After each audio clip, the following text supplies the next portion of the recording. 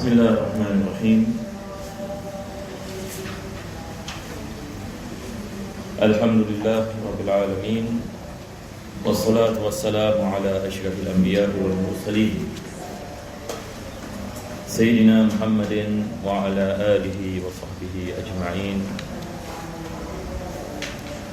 Alhamdulillah, we praise Allah subhanahu wa ta'ala for this opportunity to continue our lessons in the Ikhtilaf, and we pray that Allah subhanahu wa ta'ala ease us and that we are able to understand, and may Allah subhanahu wa ta'ala bless us and with tawfiq.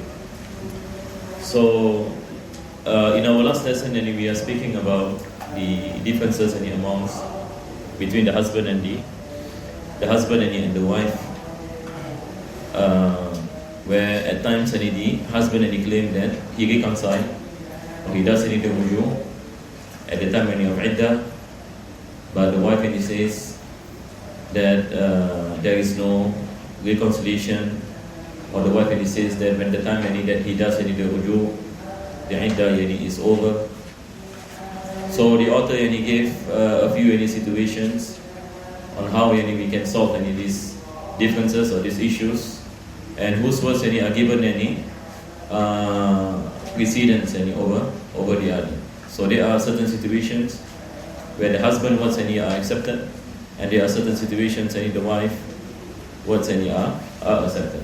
So what we'll do today, we will read again, because last week we do not have time to refer to the book. I give you some notes, and most of the time I'm explaining the notes where there are slight differences what is content of the notes and what is mentioned in the kitab, but everything in the book, actually the examples are presented in the notes that I give. But we'll read again, because inshallah ta'ala what we want is an understanding. Maybe last lesson some of you might not catch certain things, so inshallah we'll go back and then we read again, we explain. So inshallah ta'ala we will have better understanding of the topic. So we return to page 84 again. The rulings of differences between spouses on the matter of Zaujain. Okay, can someone read? The rulings of differences between spouses on the matter of Zaujain. When the husband claims that he has done the rujuk while she is still in the state of waiting period, then his statement is accepted without the need to swear, because he is able to do so at this moment. So this first situation easy to understand. First situation is basically the wife is still in the waiting period, and the husband asks the wife back to the marriage. So this kind of reconciliation is not in need of swearing, because it is clear that the wife is still in iddah. Tamam? Now, continue. If he claims the raja'ah after she has completed her waiting period and the wife disclaims the rujuk, then her statement will be accepted. This is because the basis is that there is no rujuk. If he claims the raja'ah after she has completed her waiting period, now this is a different situation. He says that I asked my wife back to the marriage when she is in iddah, but now the iddah is still there, no? The iddah has completed. But now he claims that during the iddah, he has asked the wife back to the rujuk. So in this situation, the wife wants accepted with swearing. The wife wants accepted with swearing. Now, because why? The basis, there is no rujuk. The basis is there is no rujuk. So when there is no rujuk, the words of the wife is given precedence. Aywa. In a situation where he claims, while making the claim after she has completed her waiting period, that his raja'ah was made during her waiting period and she disclaims it. So now we have a situation, he make a claim after she has completed the waiting period, that he made the raja'ah during the waiting period, and the wife says that he does not make any reconciliation. Now continue. if both of them agree on the day of completion of the waiting period, for instance on a Friday, then he says, I did the rujuk on Thursday, while she says the rujuk was on Saturday. Her statement is accepted by swearing in that she does not know that he has done rujuk on Thursday. Now this is a situation where both of them agree on the day of the completion of the waiting period, but they differ on the time of rujuk, So now the husband he says that it is Thursday that he does the rujuk. The wife says it was on Saturday, because now there is rujuk. What is the difference between this situation and the previous situation? The previous situation, the wife said that he does not make any rujuk. Tamam? But now the wife says yes, but they differ on the timing of rujuk. So we cannot be saying that the origin there is no rujuk. There is rujuk, because both of them agree and there is rujuk. If there is no rujuk, then the wife words are accepted. Currently swearing. But now situation is different. See, both of them agree there is rujuk, but they differ on the time. They differ on the time when you have rujuk. So the rujuk, she says rujuk on Saturday, and the husband he says rujuk on Thursday, and they agree that Friday is the time where the waiting period has ended. Her statement is accepted by swearing that she does not know that he has done rujuk on he has done rujuk on Thursday. Clear, inshallah? Right. If they both agree on the date of Raja'ah, for instance on Friday, and she says that her waiting period was completed on Thursday while he says on Saturday, then his statement will be accepted if he swears in that her waiting period was not completed on Thursday. This is because both of them agree on the time of Raja'ah, and the basis is that she has not completed her waiting period before Raja'ah. Okay, now the situation is they both agree on the date of Raja'ah. So the author gave an example Friday, meaning the husband knows that he does the rujuk on Friday, and the wife agrees. The wife says yes, correct, and my wife does the rujuk on Friday. But she says that the waiting period was over on Thursday. The husband says that the waiting period is over on Saturday. So now they differ on what? They differ on the completion of the waiting period. Now this is another situation. Then his statement will be accepted. His statement will be accepted if he swears in that her waiting period was not completed on Thursday. Why we say now his statement is accepted? Because now it depends on the day when he does the divorce. This is pertaining if the waiting period is counted by months. So now the husband knows better, in a sense, that when he does the divorce. That is why his words are giving precedence over the wife. Tamam? Continue. If both of them disagree on the order this is because both of them agree on the time of Raja'ah and the basis that she has not completed the waiting period before Raja'ah. So you put in bracket, this is if the waiting period is in months. I mentioned this in the notes. That if the waiting period is in months, then the words of the husband is accepted. Because now if you go back to the time when he does the talaq, because if you count by months, how many months? 3 months. So 3 months begin by at the time of talaq. So who knows any better at the time of talaq? The husband knows better, because the husband is the one who initiates. So that is why his words is given any precedence. If both of them disagree on the order of their occurrence, that it is to say that they are unable to agree on the time of completion of waiting period nor the time of rujuk, the correct opinion is to prioritize the one who made the claim first. This also I mentioned last week. I think for those who have attended last week, I mentioned this example. I hope it is clear, inshallah. This is if they differ on both. They differ on the completion of the iddah and also the time of rujuk. So whose words are given the precedence, and the first who makes the lodge the complaint. So the one who lodged the complaint, the words need to be accepted and you swearing.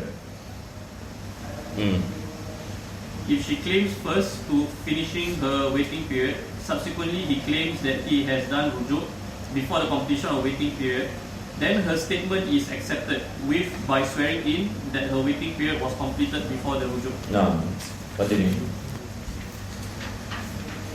If he claims first to have done the rujuk before the completion of her waiting period, and after a period of time she says, indeed, you have done the rujuk, after the waiting period has completed, then his statement is accepted after swearing in that he has done the rujuk before she completed her waiting period. Now, because why now, and he is the first who look to lodge any deed, he is the first to lodge any the case, so he is given any precedence. Aywa. If both of them claims at the same time, by her saying my waiting period has completed while he immediately says I have done the rujuk, or if she says claim of the completion of waiting period immediately after he makes the claim of Raja'ah, then her statement will be accepted if she swears in. Allah knows best. If both of them and he does and the lodging of complete together, then the words of the wife and is given a precedence over the husband. Now. Then verily all these matters that have been... And this, I'm still going to mention this opinion Imam Nawawi, right? I think, this is what I mentioned. Imam Nawawi mentioned in Minhaj, this opinion. Continue. Then verily all these matters that have been discussed is due to the differences between the two of them based on the order of occurrence of the Raja'ah. When Raja'ah comes before the completion of Iddah, and her iddah has not been completed before his raja'ah, with both of them agreeing that her iddah has been completed. If both of them differs on the status of her waiting period, then verily her claims will be accepted. Now, if both of them differs on the status of her waiting period, whether the waiting period is over or not over, then her claims will be accepted if her waiting period is not calculated based on 3 lunar months. This is different than the situation we mentioned earlier. The one about the 3 months as I mentioned. What did I say just now? That if the iddah is based on months, his words are given precedence, correct? Not because if the iddah is based on months, we have to go back to the time of talaq. That is why his words is given in precedence. But now the situation is different. Now the iddah is based on akra. The iddah is based on the 3 clean cycles. So if the iddah is based on 3 clean cycles, her words are given any precedence. If she says that my iddah is over, then her words are accepted. Because why? She knows any better whether the cycle is over or not over, correct? But when the iddah is in months, who knows better? The husband, because the husband is the one who initiated the talaq. I hope it is clear, inshallah. Now, then verily her claims will be accepted if her waiting period is not calculated if her waiting period is not calculated based on 3 months. Meaning, if her waiting period is calculated not based on 3 months, then her words are given. Her words are given any precedence. Now, if that is possible for her, his claims will be accepted for the incomplete waiting period based on... If that is possible then for her, what does it mean here? If that is possible for her. If she claims, for example, her iddah is only 10 days. Can we accept? The husband divorced her, for example, in the 1st of Muharram. In the 10th of Muharram, she said, my iddah completed already. And she is iddah with 3 cycles. So now when we ask the question, 10 days, 3 cycles, possible or not possible? That is why the author speaks about the minimum iddah. The minimum iddah. How much is the minimum iddah? After this he will mention, correct? Not? So if the wife claims something that is impossible, then it cannot be accepted. So that is why he places a condition, if that is possible. Come on. If that is possible, then only her words are accepted and he will swear it. Now, his claims will be accepted for the incomplete waiting period based on 3 lunar months if she has reached the state of menopause or she does not get menstruation. Now, this is the same as what I mentioned earlier, the 3 months. And the author now he gives an example. How do we calculate?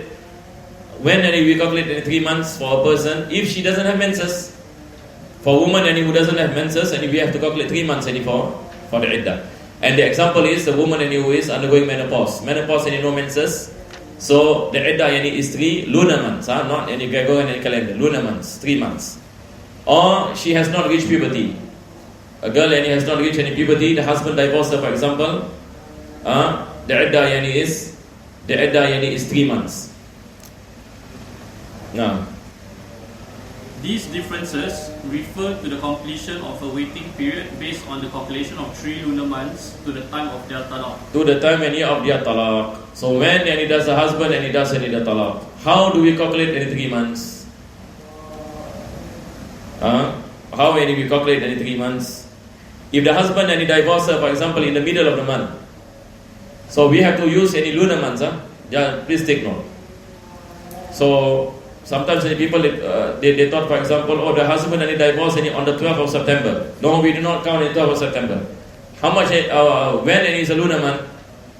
So, for example, in the 15th of Shawwal, the husband divorce in the 15th of Shawwal. When does the iddah ends? The way we calculate is, we do not yet consider the month of Shawwal. We start from where? What is it? Shawwal, Zulqa'dah. Zulqa'dah, first month. Zulhijjah, second month. Then we have to add another 30 days. Clear, inshallah? Now, continue. The husband's statement is accepted on the basis of the divorce and its time. Now, if the husband divorce the wife and the wife has menopause, then the wife claims, for example, that the iddah is over, but the husband says no, the husband was given precedence, because that's what we mentioned, because her iddah starts at the time of talaq, and the husband knows better when the time of talaq occurs.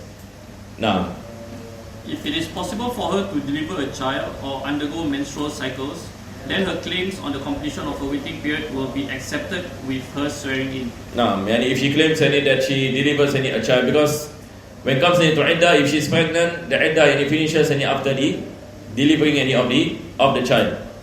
And all this goes back to the possibility, if it is possible.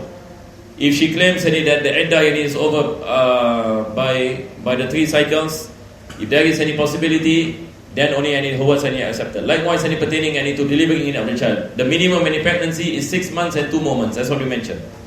6 months and 6 months and 2 more months. If she claimed that it is lesser than that, then it is not accepted. Now, likewise, pertaining to the cycles. Ayo. This is because she is entrusted with what is contained in her womb. Now, she is entrusted with what is contained in her womb. So, if she says that I gave birth already, her words are accepted. If there is possibility, if there is any possibility that it is more than 6 months, for example. Now, then if she claims upon the completion of her waiting period, but it is then found out that her waiting period is not possible to be completed, then her claims will be rejected and it will be accepted whenever possible. Clear, inshallah? So now it depends on whether she is pregnant or not pregnant. If she is not pregnant, then we go back into the 3 cycles, if she has menses. And then when it comes into the 3 cycles, we have the minimum time. Correct or not? If her claim is more than the minimum time, we say it is possible, then the words are accepted. If she is pregnant, then if she says, for example, I delivered the child at this particular time, then we have to look at the date. Correct or not? Yani, is there a possibility that she delivers at this particular time, for example? Then only it is accepted. Now, it is obligatory to ask her on the method of her purification of her menstrual cycle and her menstruation, and to make her swear in when there is doubt due to much corruption. Now, yani this is in the case anywhere she claimed, for example, that the iddah has been completed, and she claimed that the 3 cycles have finished. What usually the judge will do? The judge will ask her, explain how you say that your iddah has completed. So she has to explain that how many days of menses, how many days of the clean days in between any menses. If she is able to explain, for example, and it is within the range of possibility, then only her words are accepted. But if she claim something and she does not understand, for example, how the 3 cycles work, for example. Last week I spoke about the 3 cycles, correct? Not? When the husband divorce the wife, if the husband divorces the wife in the first clean cycle, so we got this as the first, and then comes the menstruation, And then comes in the second clean cycle. This is considered to be the second. And then comes in the menstruation. And then comes in the third clean cycle. Once in the third clean cycle and is over, meaning the coming any of the fourth any menses, then the iddah yani has been completed. So meaning she must be able any to explain. So now any the judge any will say yes, correct. Based any on your explanation, that is possible. But if she explain any the otherwise, then her words any cannot be accepted. Aywa. The least possible duration for a lady to claim the pregnancy of a child is 6 months and 2 seconds from the time she was together, ijtima, with her husband after nikah. Aywa. The least possible duration for a miscarriage of a formed child is 120 days and 2 seconds. If she claims to have a miscarriage of a piece of meat, mudra, where there is no human form, then the least time possible duration is 80 days, 2 seconds. Okay, now we have a few things. We have something that is called alaqa. There's something that is called mudra. Al-alaqa, in the term in English, and we call it the zygote. When the sperm of the male and female and is mixed, and it clings to the womb, this is called alaqa. When it comes into the alaqa, if the wife is pregnant, and by the time when you have alaqa, for example, she aborted, or there is so many problems, and for example, there is a miscarriage, this does not become the reason that iddah is over. Alaqa, we do not take into any consideration when it comes into alaqa. Clear? Yani we go back into the menstruation cycles when it comes into the miscarriage of alaqa. And then we have something that is called mudra. This one the author is saying. Mudra. Mudra is basically when there is a piece of flesh that is formed. Flesh and bones. And the minimum is 80 days. And mudra, there are two types. The first type is it has a human form. The second type, it has no human form. If mudra, it has a human form, the iddah is completed. Meaning if the miscarriage occurs, the iddah is completed. If it is a mudra without human form. If it is a mudra without human form, it is not taken into consideration. She has to go back into the cycles. But whatever that is above 120 days, now this is confirmed. The formation of the child is completed. Correct? After 120 days. That confirmed we say that the iddah is taken into consideration if it is more than 120 days. But pertaining to mudra, it depends. That is why he said, if there is a human form. If there is a human form. Now, if she claimed. Now, continue. It is required for a midwife to recognize that there is a form of a human on the miscarriage of the piece of meat. If she claims that her waiting period has completed according to her calculation of her menstrual cycle, Wait, hold on. We get back again. The least possible duration for miscarriage of a formed child is 120 days. Now this is clear. And 2 seconds. 2 moments, huh? If she claims to have a miscarriage of a piece of meat, mudra, when there is no human form, then the least time possible duration is 80 days and 2 moments. It is required for a midwife to recognize that there is a form of a human or the miscarriage of the piece of meat or not. What does it mean? You see, this is important, huh? This is important. Now the situation is like this. Now the wife claimed that there is a miscarriage, and it is a mudra. It is a mudra. So earlier I mentioned mudra, there are 2 types. What are the 2 types? Either we say there is a human form or there is no human form. Now this is the important difference, because if there is a human form, what happens? It has effect. If there is a human form, the iddah is over. But if there is no human form, the iddah is not counted. We do not count this as the completion of iddah. She has to go back to the cycles if she has menses. But sometimes you see the problem is sometimes nobody knows. For example, she say that there is human form, but when the person look at the mudra, say, I cannot see any human form. Who knows? Now he says the one who knows are the specialists. Last time they call it the qawabil. The qawabil. Here is translated the midwife. Nowadays we say like what? Like gynae, people who specialize in like miscarriage or on all these situations. So the midwife or the doctor is the one who ascertain that this kind of mudra has a human form. Because for those who are not specialized, you might not know, correct or not? Sometimes there is a human form, but you do not know. So who knows? Those who have the speciality to understand in this field. So the midwife is the one who gave testimony that I saw the mudra and that it has a human form. Then the judge will say that the iddah is over. Otherwise the iddah is not over. Clear, inshallah? This one you have to write down, because based on what you read, it is not what you call it explained.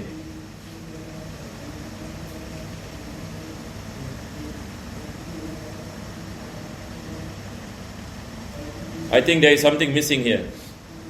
There is a missing translation. So we read again. It is required that a midwife. It is required for a midwife to recognize that there is a form of a human on the miscarriage of the piece of meat or not. That there is a that is a form of a human on the miscarriage of the piece of meat. Then full stop at this. Otherwise, this is the thing that is left out. Otherwise, the waiting period is not over. Like this. Otherwise, the waiting period is not over. This is left out. What is the meaning when we say otherwise the waiting period is over? Meaning, if there is no human form, otherwise the waiting period is not over. So we said otherwise the waiting period is not over. Clear, inshallah? Everybody can follow? And then okay, Nami, continue. You see, there is a term for mudra in English, right? Like after the zygote, and there is this. You can read up this, the what you call it, the stages, right? The stages in your pregnancy. So we can use that word. In the Quran also Allah Subhanahu wa Taala speaks in Surah Al-Mu'minun. So maybe some of you can look up at the translation. Surah Al-Mu'minun, the second page. Allah Subhanahu wa Taala speaks about alaqa. Then Allah speaks about mudra. Correct, no? Summa kasawna al-lahma. And so on and so forth. Now, continue. If she claims that her waiting period has completed, according to her calculation of her menstrual cycle, al-aqra, and she is divorced in her purity state, and if she is a free woman, the least possible waiting period for her is 32 days and 2 seconds. All this no need for me to explain again, correct? All of you understood already, yeah? Last week I explained this. Now it's 8:15 already, mashallah. We have another 15 minutes. So we just, inshallah, we continue. If she is divorced during her menstrual period, then her least possible waiting period is 47 days and 1 second. Clear, inshallah?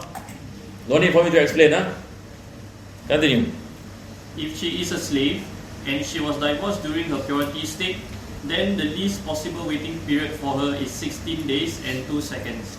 For the slave, it is two akra. 2 clean cycles. For the free woman, it is 3 clean cycles.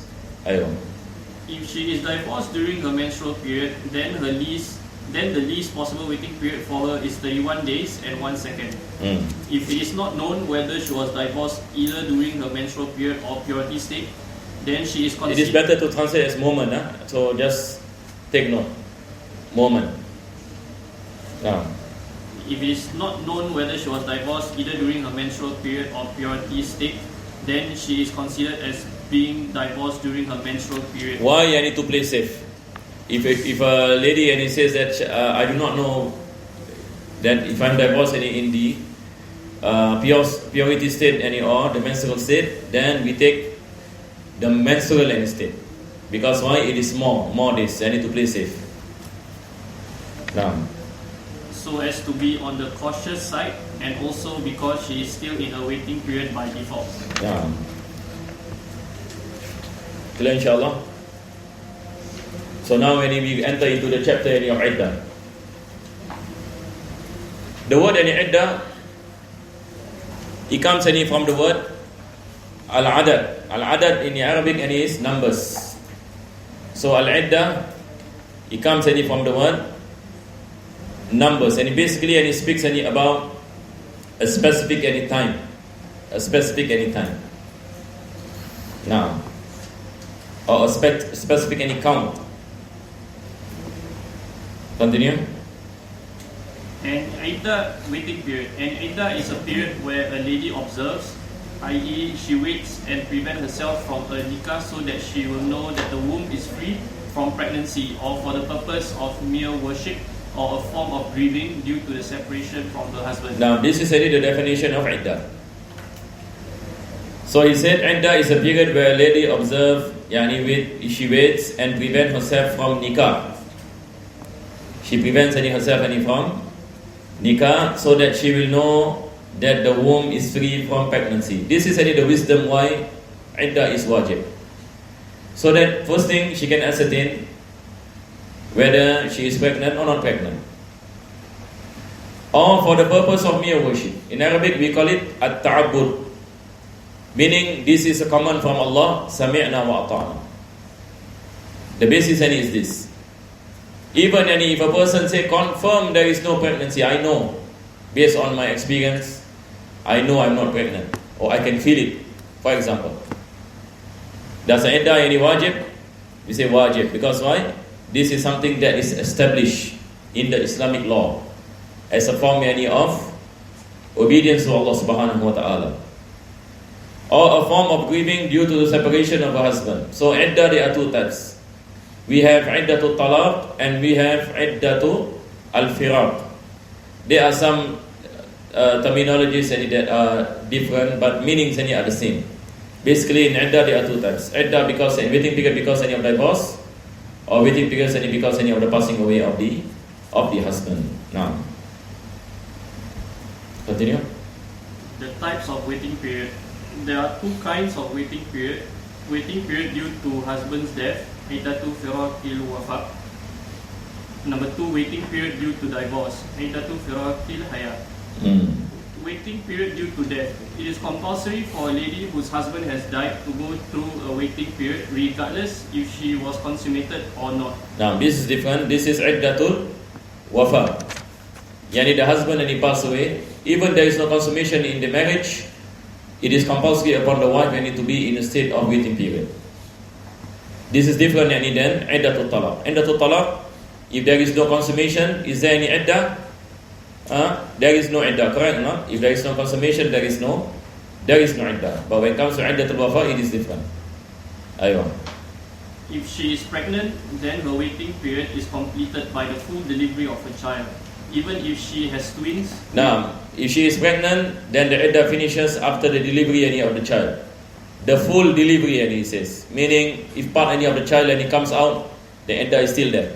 Until the child and he came out in totality. If she has twins, for example, she has she has twins in her stomach, in the womb. So the first one came out, second one has not came out. The iddah is still there until until she delivers all the child.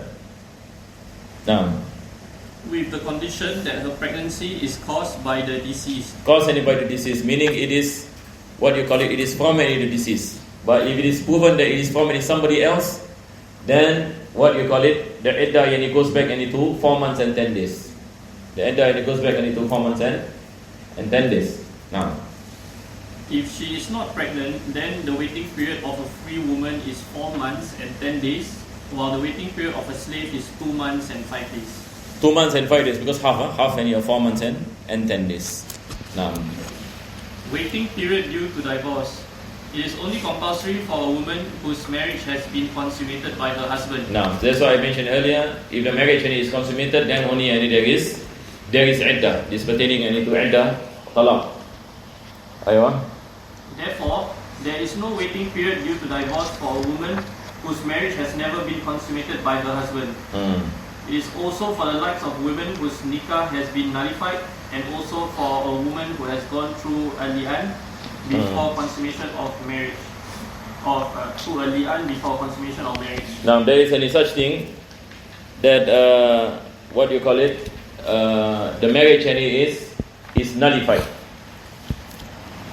Sometimes in a situation where what you call it, the marriage is nullified, and then there is a situation of al-mu'alana, al-mula'ana. So the author mentioned that the one whose marriage is nullified before any consummation, there is no iddah. Now that one it is clear.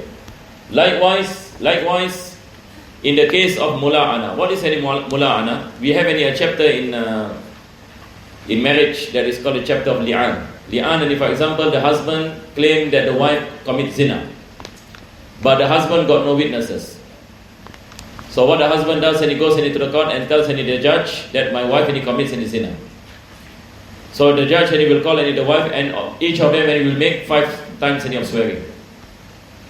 Each one of them will make 5 times of swearing. So the husband he says then, I swear by the name of Allah subhanahu wa ta'ala that my wife committed zina.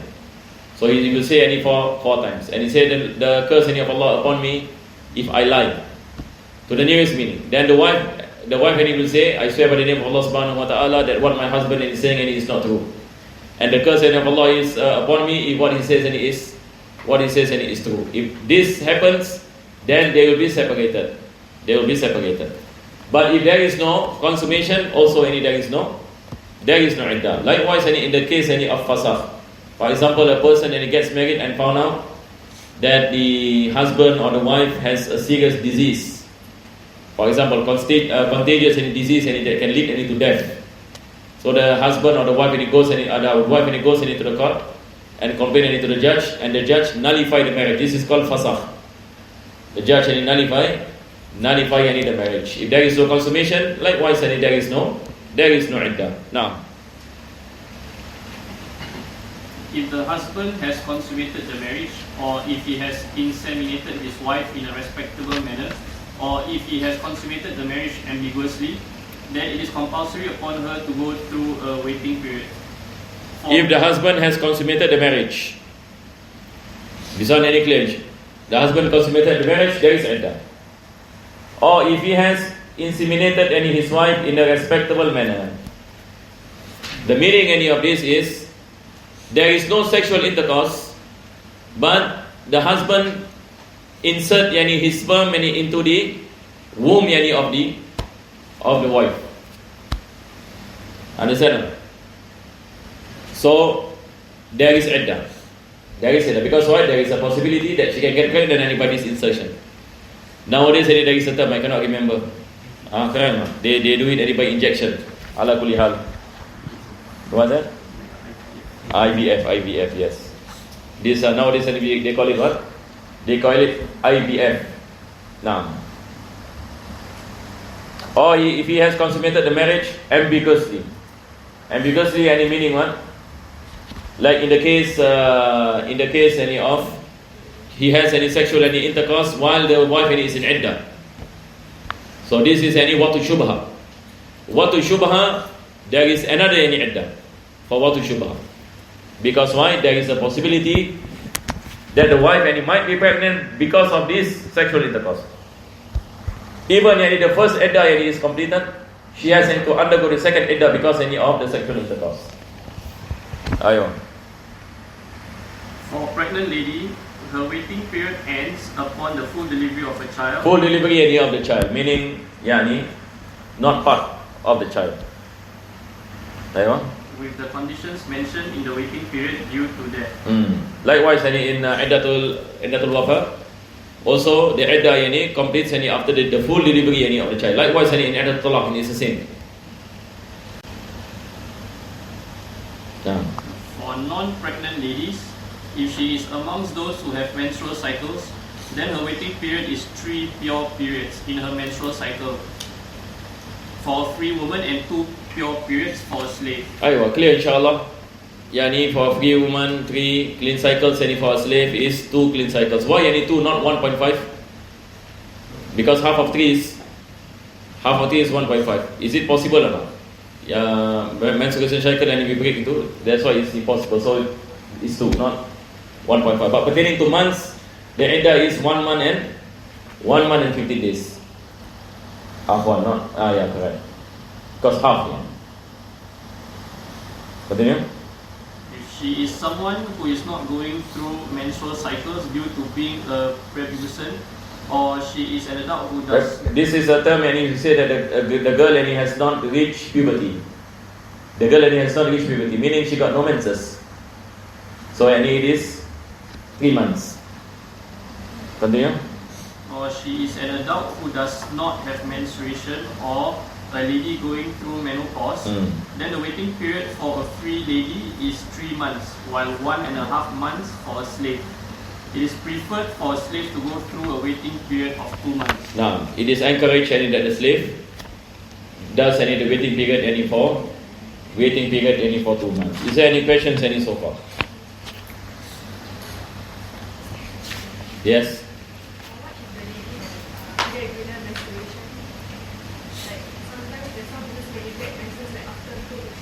Yeah. Yeah, this is a good question.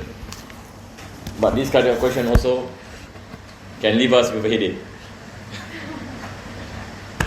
But subhanallah, our scholars last time spoke about all this. And seriously, when you really study about these different situations, it is quite tough. We have to look at the situation. What exactly you meant? For example, you were saying that the lady has irregular menses. The thing is still the same. She has to undergo the 3 cycles. So now the question, can she ascertain that she undergoes the 3 cycles? This is the question. When it comes to irregular, for example, this month, for example, the menses only 3 days, for example. And then the next month, the menses 14 days. And then the other month, the menses comes, for example, 10 days. Like this, no problem. So we look at the interval between the 2 bloods.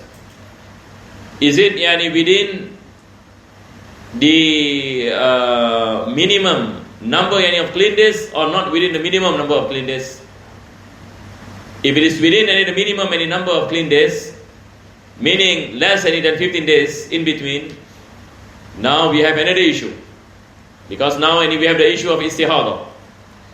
But I do not know what you meant. If you are just saying that she got irregular menses, but it is within the number of days possible for menses, and it is within the possible clean days in between menses, then there is no problem.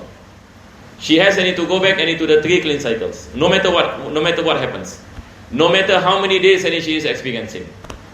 That one no problem. But the problem comes when she says for example that she saw blood more than 15 days.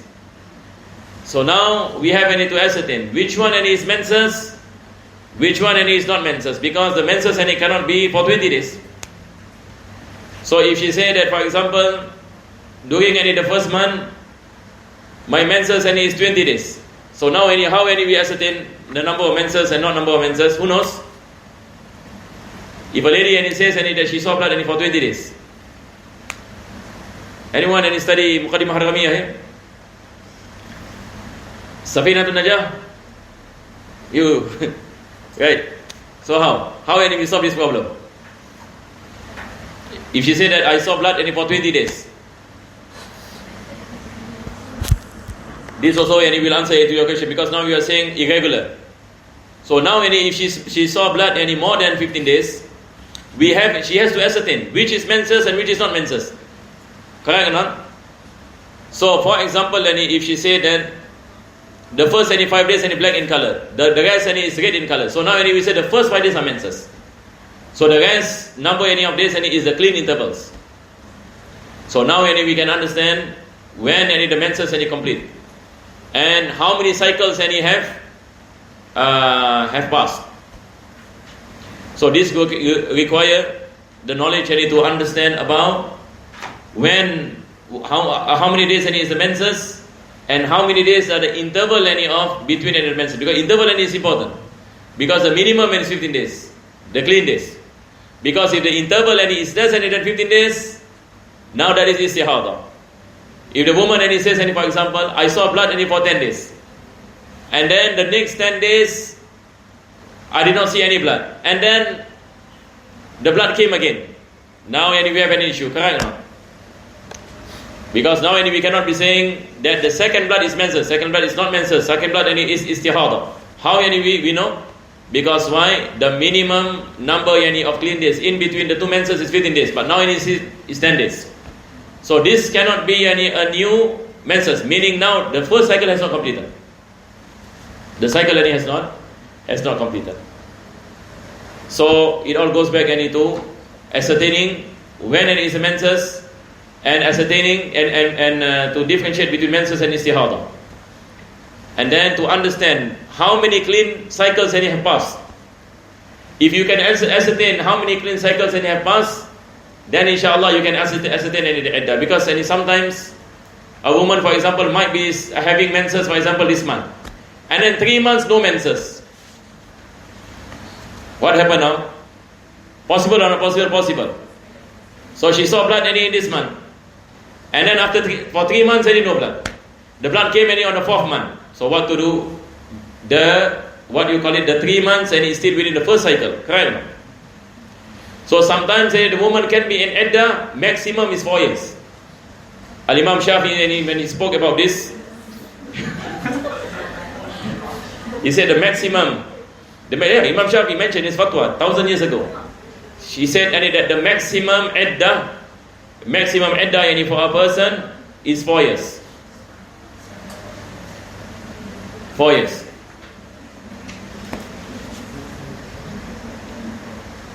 But sometimes a woman, for example, saw blood, and then after that she does not saw any blood anymore. She comes into a state of menopause. This is also mentioned by the fuqaha. So now what happens? She has to wait. Miskin. She has to ascertain, is this menopause or not menopause? Because there is a possibility that the blood comes back. Until she comes into a stage where it is confirmed that it's menopause, then she goes back to 3 months. The iddah goes back into 3 months. So what we can benefit from all this situation is that different women have different time for iddah. We cannot be saying everybody 3 months. No, it depends. Because some people have a longer stretch of menses or intervals than others. But who is the person who knows best about the situation? The woman herself. So that is why there must be taqwa. Correct, no? So when she claims, for example, my iddah has completed, that is why the judge must ask her, how do you know your iddah is completed? So she must be able to explain. Okay, my husband divorced me on this date, on the 15th of Shawwal, and I was in the state of menses, for example. And then my menses end on this particular date, and then it comes into the clean days, and then there's number of days. And then comes in the next menses. She has to explain. So she has to know about her cycles. Then she can know when the iddah is completed. So the least possible. That is why the author speaks about the least possible. Meaning, the claim cannot be any less than the least possible. But the claim can be more than the least possible, and it can be 1 year, it can be 1.5 years. Correct? Iddah, and it can be 1 year. It can be more than 1 year, and so on and so forth. Clear, inshallah? Is there any more questions?